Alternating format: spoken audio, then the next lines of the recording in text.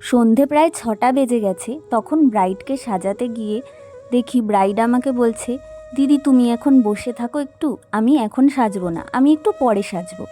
এরকম ব্রাইড কি কেউ কখনো দেখেছো? আসলে ব্রাইডের বিয়ের লগ্ন ছিল সেই ভোর রাত্রে।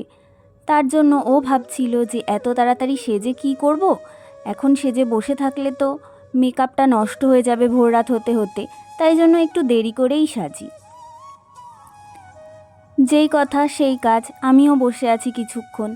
তারপরে ভাবলাম আর বসে থেকে লাভ নেই, এখনও যদি সাজাতে না শুরু করি তাহলে সাজানো শেষ হবে না। তখন ব্রাইডের আত্মীয় স্বজন সবাই এসে ভাববে এখনও সাজানো হয়নি, কি মেকআপ আর্টিস্ট এখনও সাজাতে বসলো না, আর এত দেরি হয়ে গেল সাজাতে।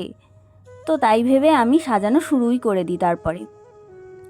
তো দেখো সাজটা কেমন হয়েছিল সেদিন, আর সবাই দেখে জানিও কেমন হয়েছে।